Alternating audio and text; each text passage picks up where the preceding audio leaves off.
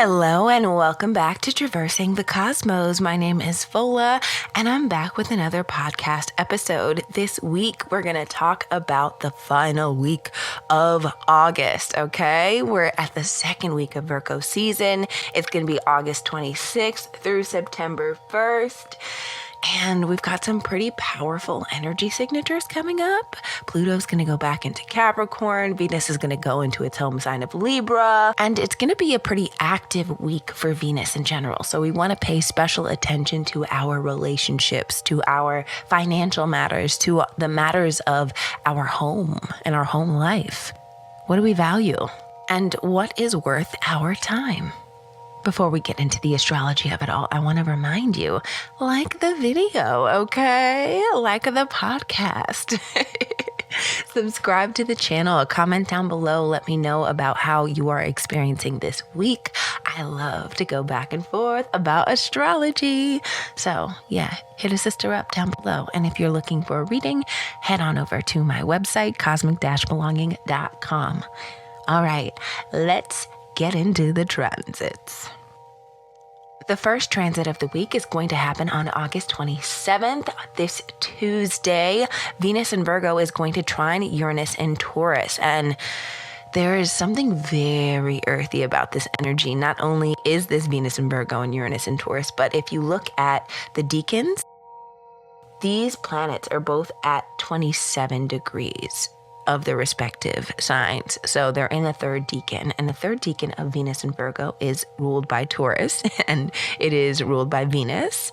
And the third decan of Uranus in Taurus is actually ruled by Capricorn and Saturn. So you're getting all three earth signs mixed in this little interaction. Okay? You've got Taurus, which is about our basic values, our basic needs. Virgo, which is about helping and healing the world, our day-to-day contribution, and Capricorn, which is about the overall structure of our contribution to this world. How do we show up in a bigger, grander way? And Uranus in Taurus has been really working with us to dislodge ourselves from our attachments, okay? Especially when we're talking about the late degrees of Taurus, we can get very, very stubborn. We can dig our heels in and attach to our comforts. And, it gets really hard to let go. It gets really hard to force a Taurus to do anything until they are willing to change, which I also want to bring up that Uranus is sitting at 27 degrees of Taurus, which is right. It's about a degree away, but it's conjunct Algol, which is the Death Star, the dark star. It is Medusa's eye, and it symbolizes shadow work.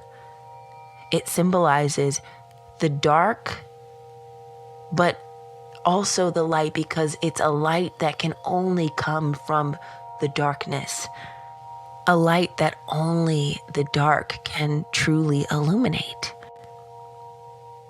And so we've got this energy of Venus in Virgo, which is very attentive, very detailed. This Venus in Virgo is sitting at the human design gate number 6, which is the gate of friction. It's specifically at 6.5, which brings in the energy of achieving harmony by avoiding direct conflict. It can lead to avoiding intimacy, but it also is like really looking to progress by avoiding any kind of friction, okay? Finding a way to solve the problem. And of course, Uranus is at the 8, which is about innovation and creativity. It's about speaking your mind. It's about being a creative vessel. So there is a big time problem-solving energy going on here. And I also want to address the fact that this Venus in Virgo is not only sitting at the 6, but it's completing the channel 59-6, which is the channel of mating. So the energy is potent. It is even stronger than it would be on its own. But also because its partner is being activated at the same time, it's not as lost in the sauce as it would be if it were just the 6 being lit up.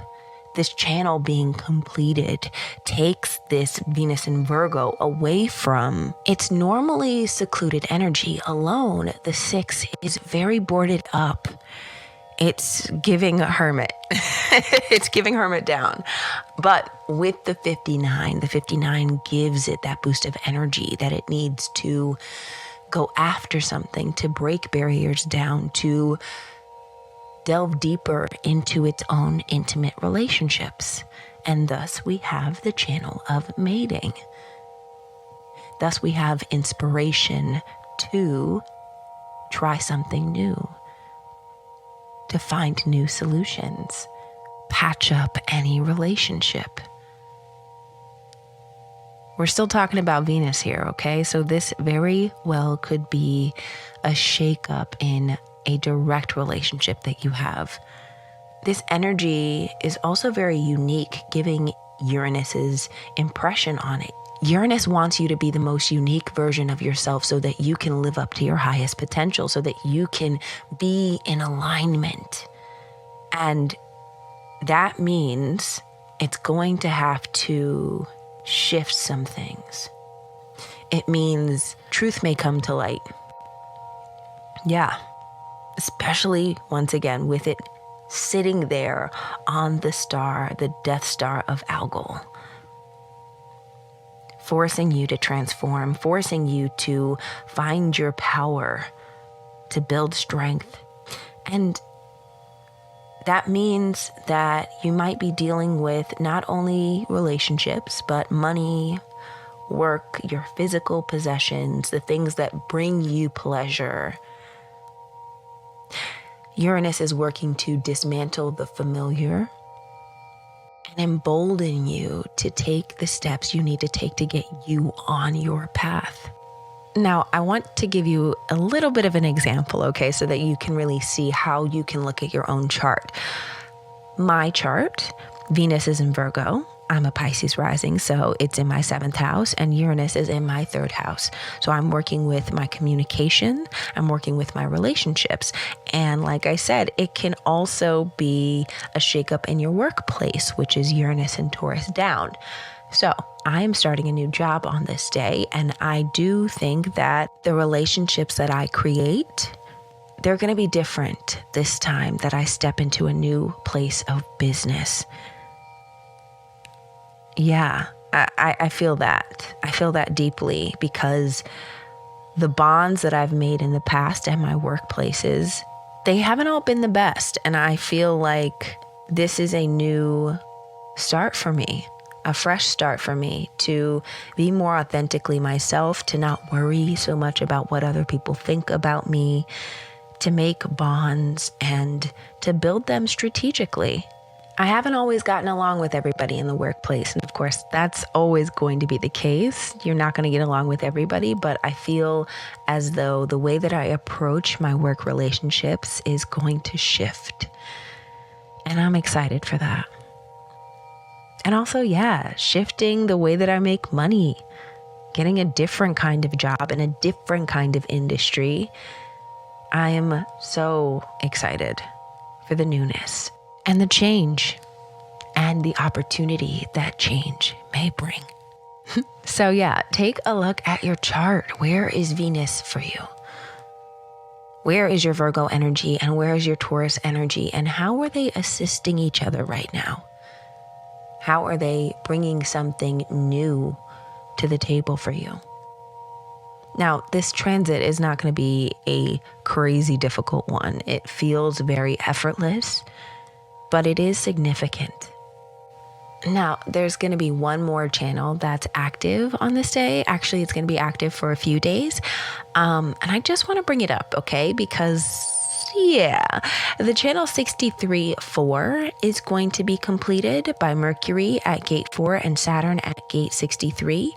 And it's giving the energy of, let's just say that there's a possibility to try to get by on something without giving it the proper energy, without giving it the proper due diligence. There's an energy that is ignited in the gate 4 of youthful folly that is like, I can do this with minimal effort. And then Saturn is at the gate 63, and it's the gate of doubt and nostalgia. And so it's bringing up this older tendency, okay? And so if you have a tendency to cut corners somewhere, if you have a tendency to turn a blind eye to something, do not do it on this day. Or, well, you might end up doing it on this day, but be aware, take note, because there's a push from Saturn to leave this tendency behind. But you got to put in the work. Always with Saturn, you got to put in the work, okay? Okay? So yeah, just a good thing to be aware of. All right, the next day, Venus is going to oppose Neptune on August 28th at 29 degrees. And y'all know 29 degrees is a penultimate degree point. Anywhere in anybody's chart, anywhere in the sky, it is an intense, pressurized energy of whatever sign it's in. And it is to push you to the brink of maturation of that sign.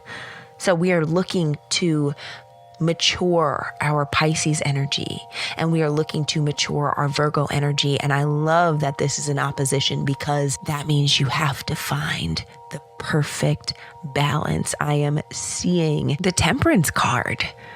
It has to be perfect. These energies are so strong, and they're headed in opposite directions, and somehow still meeting in the middle. Yeah, Neptune in Pisces at 29 degrees gives this energy of dissolving into your psychic attunement. There's a innocence involved in this energy, and a spontaneity, a willing to go off on a whim because you know you are so deeply connected. And the energy in this Venus in Virgo is very determined. It's physically grounded and rooted, and less so in the clouds, but more so, I'm going to make my dreams come true. But guess what? This sweet spot of all of this is found in letting go, but being diligent anyway. It's both energies of being diligent, but not solely for the sake of achieving things, and being connected and in tune, but not so much that your feet never touch the ground. It's not about planning and not taking action, or taking action only for the plan to work out. It is about being rooted in your physicality and in your everyday contribution. It is about following your heart's desires to the point that no one can tell you that it doesn't make sense why you're doing something, because you just know.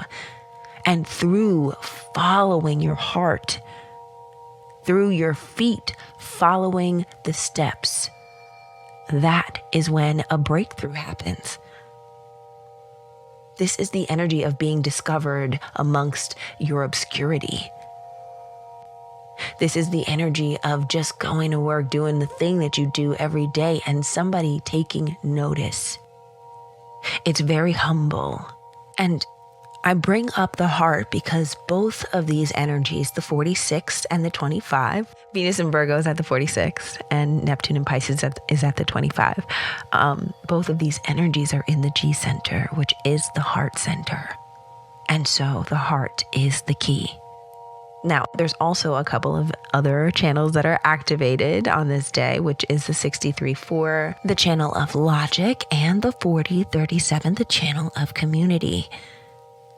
The 63-4 is about mixed doubt and trying to find mental ease. And the 40-37 is about a part, seeking to be a part of a whole. And it's the energy of discovering where you belong without looking, but being invited. Like I said, the energy of discovery, of somebody seeing you fully and wholly for what you bring to the table. This is a great day to find allies, to stumble upon your tribe. And what a coincidence. On the exact same day, Mercury is going direct. At 8:05 p.m. Eastern Standard Time, Mercury will finally be concluding its retrograde cycle. It's still going to be in shadow for a little bit, but things are going to be moving more smoothly. And all of the Virgo energy that's persisting in the sky is going to be affected by this Mercury going direct, okay? The Gemini energy as well. And Mercury is going direct at 21 degrees of Leo at gate 4. And once again, the energy of gate 4 is the ability to get by with minimal effort, right? Refusing to apply yourself because you know that it'll be fine. You'll get by and you don't have to do that much work. So I want you to take a second and think about where Leo lies in your chart. Where in your life have you been sliding by? What lessons have you learned about taking the easy road? And are you ready to get back to business? Today is also a really good day to write down any epiphanies that you have. As Mercury goes direct, things will start to get less foggy. You'll start to see things a little more clearly, and a pen and a piece of paper will do you wonders. All right, y'all, on the very next day, August 29th, Venus is going to enter Libra at 9:11 a.m. Eastern Standard Time. And it's home sign glory time, okay? Venus in Libra loves the finer things in life, fancy food, clothing, aesthetic. It loves to see the beauty that we in the world have created. If that makes sense. That's how I kind of see the difference between Venus and Taurus, which is more earthy and about the earth's beauty, versus Libra, which is always about what people do, you know? Libra is the one man-made sign in the zodiac. It's the scales. It was built by man's hands. So it always incorporates people. And Venus in Libra, to me, shows what people have created, the beauty that people have created and amassed and been able to showcase on this earth. And so, yeah, it's a wonderful time to visit a museum, to go see an art gallery, to have a fancy food tasting. But yeah, like I'm excited. This is wonderful energy for relationships. This is when the season of harmony comes to play. We still have the North Node in Aries, which is pushing us to be very individualistic. But this Venus in Libra is going to kind of curve that out a little bit. It's going to soften our edges a little bit. It's going to make us more amenable, which can be wonderful for people who are stubborn, usually.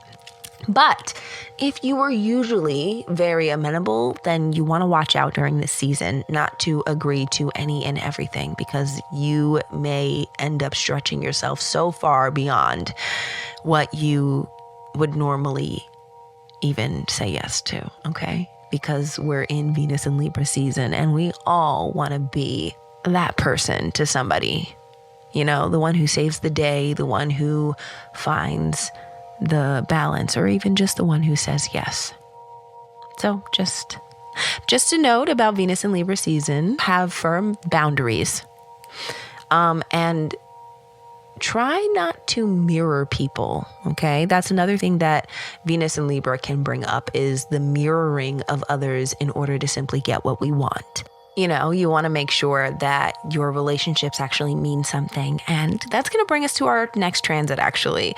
At 10:09 a.m., just under an hour later, Venus in Libra is going to trine Pluto in Aquarius at 0 degrees. Now, if 29 degrees is highly pressurized and it's about the maturation, then 0 degrees, while still meaning so much, like that 0 degrees is the transition from one sign to the next. It chose to be in 0 degrees, okay? So it's very decidedly air energy and not earth energy, okay? It's 0 degrees. It's the the baby stages of Libra and Aquarius. And together, they want you to deepen your friendships, deepen your relationships, because Pluto in Aquarius is going to let Venus in Libra know that the deeper you can form your bonds, the more that people are going to show up for you.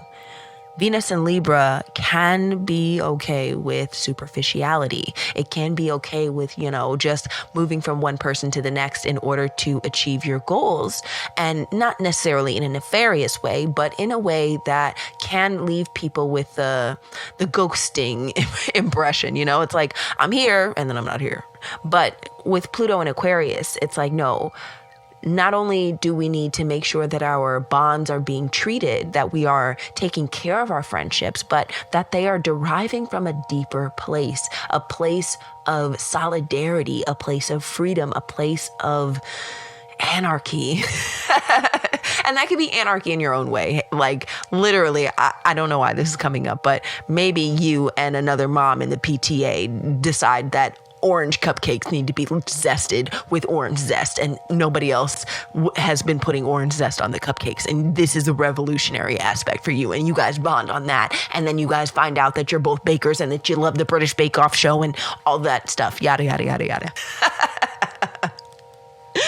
Tangentful. I say all that to say there is an air of finding camaraderie that truly means something.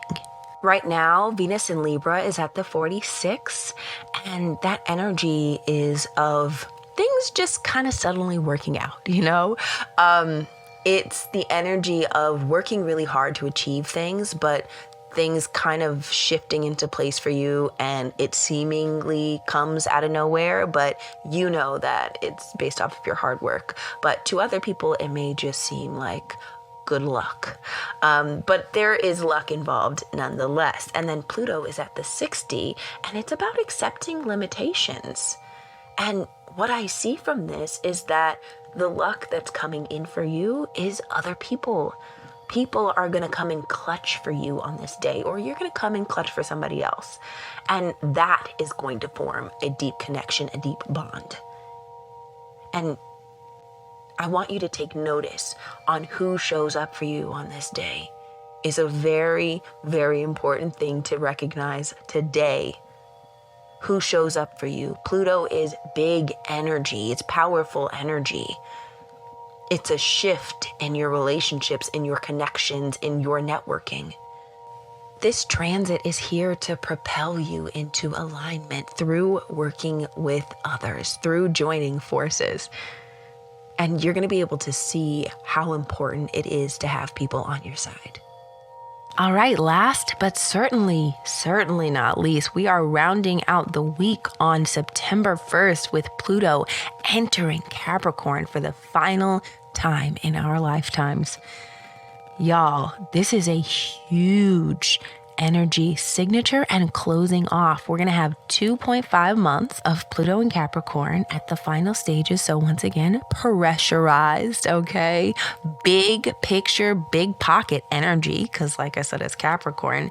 And a closing out by 11/19. Pluto will leave Capricorn and never return again until we're all gone from this place. Okay, so we need to soak up the lessons. And to do that, we have to remember what Pluto and Capricorn is really trying to break down for us. Pluto and Capricorn wants us to have solid structures in our lives. It wants us to contribute to society in a way that is personally meaningful and also profoundly impactful. And it's going to show us how we have been sucked in by the system. Yeah, Pluto and Capricorn can have us. Look, I just talked about going and get a job. Pluto and Capricorn can have you going back to your corporate jobs. It can have you investing in systems that are supposedly tried and true. The systems that have been built and have been standing for so long that we barely question them. It can have you taking a step back from that Aquarian rebel. engaging with Saturn in a more restrictive way rather than we learn how to use our technique so that we can throw it away kind of way. If you're a dancer, you totally understand what I'm getting at, okay? But there's this concept in dance of taking ballet, molding the body to react a certain way in order to be able to completely throw that technique away and just be brilliant dancers, and to be able to go off the cuff, in order to have a brilliant improv, you have to have brilliant structure and technique. That's the mindset. So when we talk about Saturn and the energy that it inflicts upon Aquarius versus Capricorn, that's the difference. Aquarius is I follow the rules so that I can learn the system, so that I can break out of it. And Capricorn is, I follow the rules so that I can achieve within the system, never break out of it, but I want to be on top. Make me king of the system. So there is some steps back that we are taking when it comes to our collective evolution and pushing forward when it comes to having Pluto in Capricorn. And that's okay. Sometimes in order to fully push forward and make the choice to evolve, we have to be taken back a step. We have to see through the lens that we used to see from. It's almost like, you know how when you get sick and you're like, please, I just want to feel better. I just want to feel normal. And you feel nostalgic about what not being sick feels like. But then when you get better and you're like, oh, it's great. And then you kept going for a couple of months. You're like, you don't even remember what it feels like, the beauty of not being sick anymore. You're like, oh, you take it for granted. And that can be the energy, especially when we're talking about themes of revolution. It's very easy to get complacent. It's very easy to get lulled back into submission. It's very easy to take that corporate job, especially if they're offering you a raise and you've been unemployed for a little bit. But don't fret. Don't worry about taking the job. Don't worry about really wanting the success. The only thing that I would steer clear on is believing the hoopla, okay? The quote unquote tried and true method, it's not always tried and true, and sometimes it can be corrosive. It can be out of alignment for where you need to go and what you need to do. Don't forget that there is so much power in your personal uniqueness. There is so much power in going your own way and figuring it out, relying on your resourcefulness. I'm bringing up resourcefulness because that is the energy. Don't forget, Pluto is still at the 60. And the energy of being resourceful or accepting limitations is very prevalent. And resourcefulness looks very different to a Capricorn than it does to an Aquarius. So yes, while it may feel comfortable to slip back into those old structures, know that Pluto is going to move forward. We are going to have to embrace the age of Aquarius. So, take note of this time of Pluto and Capricorn and what is being wrapped up. The lessons that you are learning, the wisdom that has been imparted onto you. Because mark my words, wherever this Capricorn energy is in your chart, you have gone through the fire. It may not have felt exactly like that because it's over 20 years, but the last 20 years has evolved this area of your life. And this is a graduation point. It's like your final exam. So, study hard. That way you don't forget the lessons after the test is over, you know? You know what I mean? Are you catching my drift? So you can, take the lessons that Pluto and Capricorn has taught you and utilize them over over your lifetime, honestly. So yeah, we're about to graduate, y'all. In just a couple of months. Oh, and I just want to note that it is no coincidence that the election for the US is taking place in this time period. Like, the concentration is going to be happening while Pluto is in Capricorn. And it's not going to leave Capricorn until what? I think it's like 2 weeks after the election. And I just want you guys to remember what I said about those old structures, relying on the ways that things were before, the things that didn't really work. But, it's comfortable. Buckle in. Aquarius is here to bring us new. It's here to bring us change. It's here to bring us revolution. And Capricorn can get complacent in those things. As long as it's succeeding, it's like, I'll be fine. Buckle in, okay? Continue to demand change, progress, growth. Don't get excited because, what is it they say? There's a lesser of two evils? No. The opposite of war isn't peace, it's creation. Shout out to Rent. Perceived peace is not harmony.